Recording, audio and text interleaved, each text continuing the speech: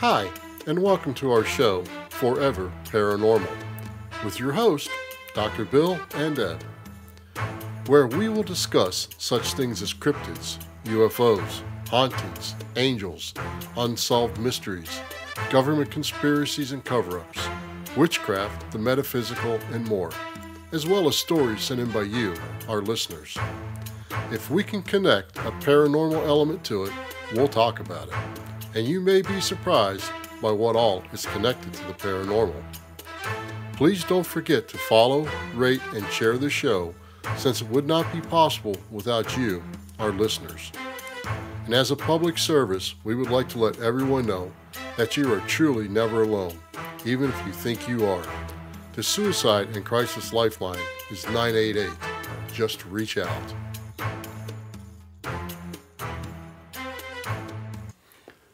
Hi folks, welcome to this week's episode where we are going to provide some updates on our previous episode, number 19, about cursed and haunted objects, and actually talk about a few more of them. Hi Deb, what's happening this week? Hi, not much. How are you? I'm okay, but there's been a small setback in the habituation experiment. Uh-oh. It happens that it appears that the gray squirrels have now developed a taste for raw hot dogs. I mean, it looked like a bushy-tailed buffet one morning after weeks of them not touching them, and only the crows and ravens eating them. I guess it's back to the dog treats, but I did try some hot dogs with some Texas Pete on them this morning. We'll see how that works. Did you maybe get some bad information on squirrels not eating meat? Oh yeah. Our lovely daughter-in-law corrected me last weekend about it, that I thought squirrels didn't eat meat at all, but it appears that they can develop a taste for it. So I learned lesson number 4,000,000,029 this week. Deb, back when we discussed the Dybbuk box in episode 19, I commented that I was not aware of a rite of exorcism where you could trap demons into an inanimate object. This comment is from my teachings on Jewish and Christian aspects of the Bible and beliefs. But let me be the first one to tell you, I have learned that this does not hold true to all other religions. One of our faithful listeners sent us the following. I listened to your new episode and thought I would share this. In the Vajrayana Buddhist tradition, there are well-known stories of masters who trap demons in objects other than mirrors or milang, which is the Buddhist ritual item equivalent. Padmasambhava and Drupka Kunli being two of them. Demons have been trapped in a thread cross, rocks, ritual triangles, dog skulls, etc. Drupka Kunli famously subdued a demoness called Laura Duam, who resided on a high pass and terrorized the locals. This occurred in Dokula, Bhutan. He trapped the demoness in a rock in the Panaka Valley. He then built a chorten, which is a stupa, around it. Before killing the demoness, he made the demoness pledge service to the Buddha and become a Dharma protector. She is now the local deity called Chokyam, who is the guardian deity of Chaim Lakang. The stupa became a sacred site, and later a temple was built on this site. The temple is well known and visited by many people for this day. Well, I want to thank you for sending us this information, and it was fascinatingly cool. I know I butchered some of the names a bit, but I did do some research on this and discovered a Padmasambhava that converted Tibet to Buddhism. I'm sorry I laughed at your tongue-twisted pronunciation, but I don't think I'd have done any better. Well, let's hear you say it. Padmasambhava. Okay, good enough. Thank you very much. In that same episode, we also spoke about Annabelle. When you asked me, Deb, what was special about the case, I said it could be locked, but I have since looked deeper into what makes his case so special. Okay. I've since learned that the stain used on the wood was mixed with holy water before it was applied. There are hand-carved inscriptions in the wood on the inside of both the Lord's Prayer and St. Michael's Prayer. St. Michael's Prayer is the one that is used a lot in exorcisms. One would think that would keep the Christian type of demons at bay. But now it appears they have made a special traveling case for Annabelle, where she can be displayed at public events since they can't open a museum due to zoning stuff in the town. But rest assured, her handler only touches her while wearing gloves that have crosses on them as well as saint medals made into the fingertips. What do those things do? I guess they keep the demons at bay. That you know. How? Do you know? Yeah, I do know, and it's all about the power of God and the belief of the saints and the belief in good over evil. That's how it's done, and that keeps any kind of connection between his body and the possessed doll away. It's a separation, kind of like using an oven mitt when you take a pizza out of the oven. I see. Okay, so let's jump into some new ones here. Let's start with one that I found kind of interesting, and it's called The Screaming Skull of Burton Agnes Hall. Burton Agnes Hall is an Elizabeth Manor house in the village of Burton Agnes, England. The Burton Agnes Hall is home to a ghost and a paranormal object known as the Screaming Skull. The ghost of Catherine Ann Griffith, who died at Burton Agnes Hall in 1620, is reputed to have haunted the Queen's state bedroom. Anne Griffith was the youngest of the three sisters whose portraits hang in the inner hall, daughters of Sir Henry Griffin, who built the hall. The story is that Anne had watched the building of the new house and could talk and think of nothing else. It was to be the most beautiful house ever built. When it was almost finished, Anne went out one afternoon to visit St. Quentin's at Hampton, about a mile away. But near St. John's Well, she was attacked and robbed by ruffians. She was brought home to Burton Agnes Hall so badly hurt that she died a few days afterwards. Sometimes delirious, sometimes sensible, she told her sisters that she would never rest unless part of her could remain in our beautiful home as long as it shall last. She made them promise that when she was dead, her head should be severed and preserved in the hall foyer, and to pacify her, the sisters agreed. However, when Anne died, she was buried in the churchyard. Why would a young girl want her head severed and kept in the main foyer of the house? Any ideas? So all could see? Okay, that's just morbid. Yeah. Okay, anyhow. After that, her ghost walked and scared the life out of everybody. Remembering Anne's dying words, the sisters took counsel with the vicar and eventually agreed that the grave should be opened and the skull was brought into the house, and as so long as it was undisturbed, the hall was peaceful and untroubled. Many attempts had been made to get rid of it. Once it was thrown away, another time it was buried in the garden. But always the ghost walked with tremendous noise and upheaval. The skull is still in a house somewhere, built into one of the old walls. Probably in the Great Hall, but nobody knows for sure just where it is now. But she can watch over her beautiful house. I read that she sometimes appears on the anniversary of her death. Yeah, she does. And she's still a ghost in the house, but there's just not a screaming ghost all the time. I guess that's changed. You know, apparently there are a lot of screaming skull stories in England. The legends have been passed down for generations. I have not run across any proof of origin, but there is a belief that they are derived from Celtic myth, or mythology, excuse me.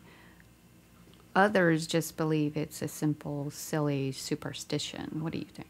Well, I think the Celts had a lot of different beliefs and paganism and so on and so forth. Stonehenge, everything else. And there are still Celtic practices that are done today. I happen to use a few of them. So that might be where it actually comes from.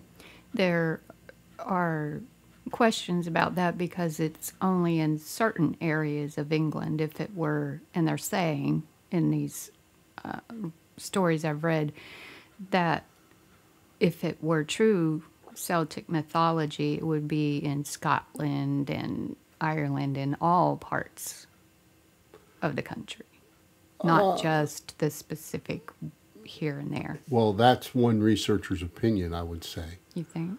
I think, because Okay. mythology is not everywhere. It is in certain places. Greek mythology is in Greece, Or for example, and the Celts were not all over every area of England, Scotland, Ireland. oh, You had the Normans, you had other stuff, you had other factions in history.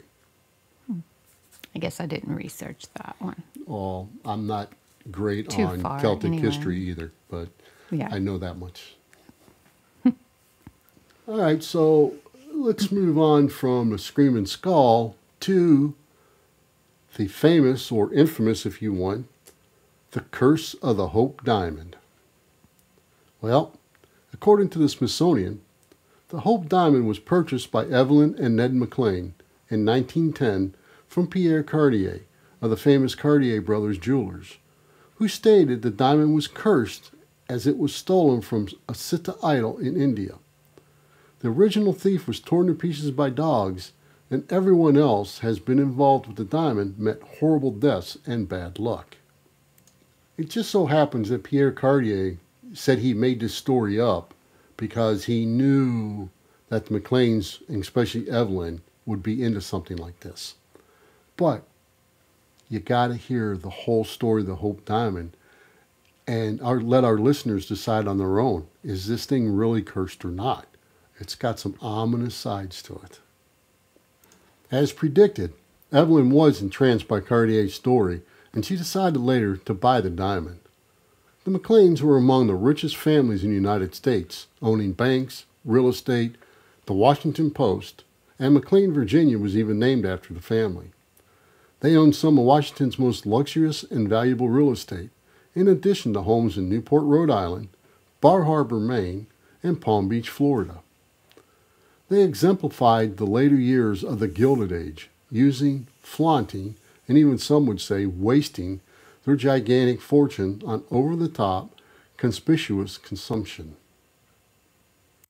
Evelyn wore the diamond at extravagant parties, paraded the diamond around Washington, and made much of it publicly until 1919, because it was then that her 10-year-old son Vincent was struck down and killed by a car near their Washington, D.C. estate. Newspapers proclaimed that maybe the Hope Diamond really was cursed, and they wondered who would be next to be struck by the diamond's malignant light rays. It was as if all of the negative energy that was locked inside the uncut diamond had now been unleashed upon its possessors because of the cutting. Pandora's box, so to speak, had been opened. The story of the curse appealed to the public and resonated with other curse stories of the era about the Titanic and Egyptian mummies. The idea was that somehow the wealthy who had flaunted their wealth by obtaining the treasures of others were now getting paid back by higher supernatural powers. The curse story was only amplified by these events. Ned McLean went insane, and the family lost the Washington, D.C. Post in bankruptcy, despite Evelyn trying to use the Hope Diamond as collateral for a loan. Evelyn actually pawned the Hope Diamond in 1932 to hire an investigator to track down the kidnappers of Charles Lindbergh's baby. The remaining money was to be used for a possible ransom. The money wasn't needed, and the diamond was eventually returned to her. But is this where this curse originated? According to some deeper research, I have to say no. The Hope Diamond was part of a larger diamond that was stolen in 1792 and was missing for over 20 years when the 45-carat blue diamond, we now know as the Hope Diamond, showed up. It turned up in London in 1812 in the possession of an English diamond merchant named Daniel Ellison. Ellison sold the blue diamond to British King George IV, and some call it the George Blue Diamond. George IV celebrated the diamond as a trophy for defeating his enemy, Napoleon. He wore the blue diamond in a new golden fleece decoration. The British king, though, was a spendthrift and almost bankrupted the throne. After the king died in 1830, his executor, the Duke of Wellington, had to sell the blue diamond to pay off his debts. He sold it to Henry Philip Hope, a great diamond collector. Then in 1887, the diamond was inherited by Lord Francis Hope, Henry Hope's great-grandnephew. Francis bet badly on horses, bad business enterprises, and had an American showgirl wife named Mayoa. He lost his fortune and his wife, and after a series of court cases was allowed to sell the diamond.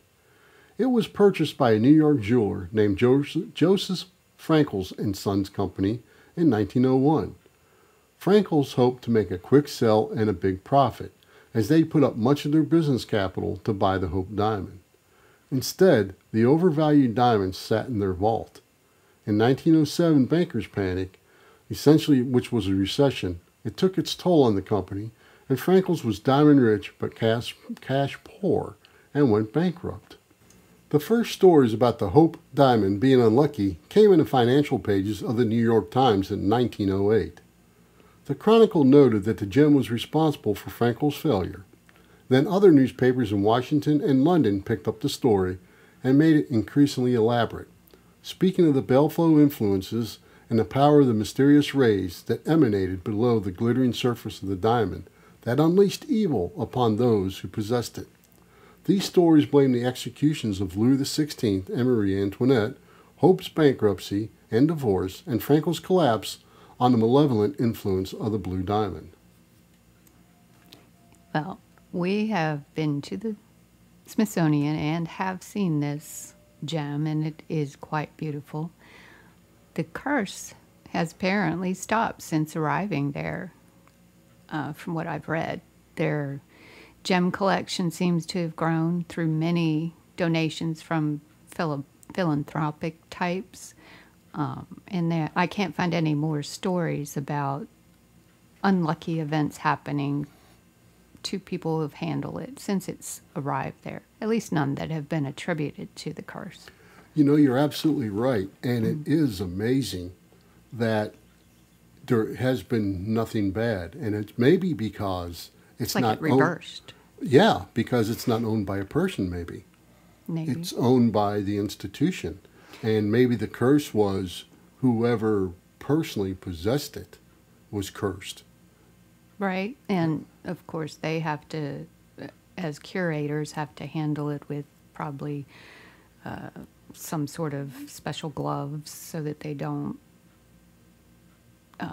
tamper with the brilliance of the diamond. True. Yeah, very true. Mm-hmm. All right, let's go over one more. Busby's stoop chair.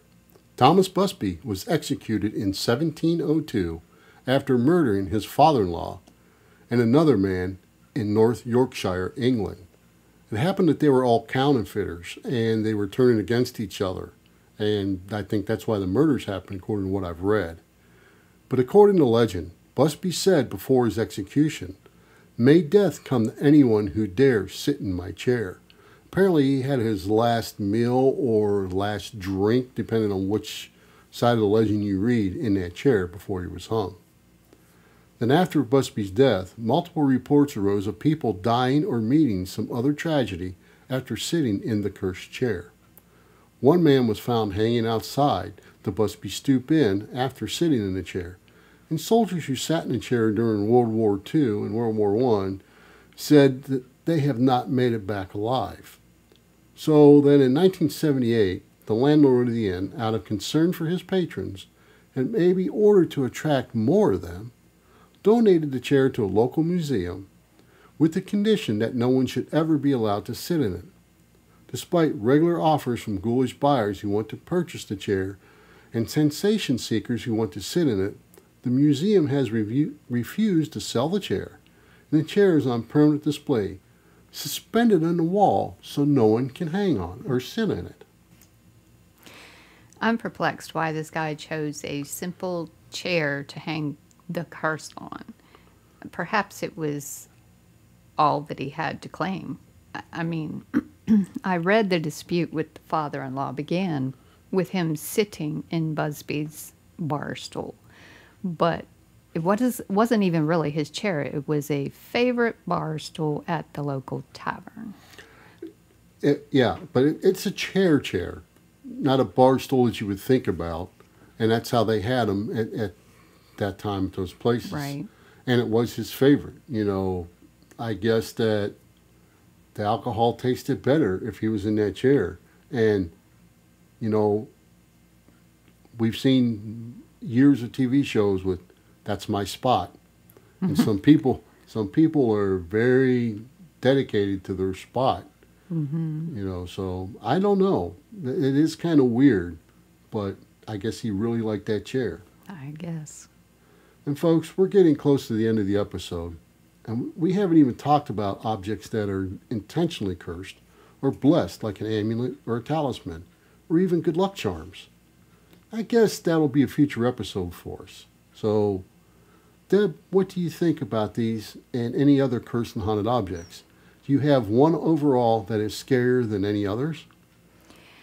I still don't like the Dybbuk or the box or both, as we talked about in a previous episode on cursed objects. I guess it's the fear of the unknown that gets me about it. But I do really like the Hope Diamond because there are so many interesting stories surrounding it. But I don't feel inclined to say I am scared of the gem. Yeah, well, all I can say is Robert the Doll still freaks me out. The doll. Yeah, Robert the Doll freaks me out. And with that, well, folks, thanks for listening. Until next time when we discuss another tale yet to be told. Thank you for listening, and remember to like and share the show. We would also appreciate a 5-star rating wherever possible to help new listeners find the show.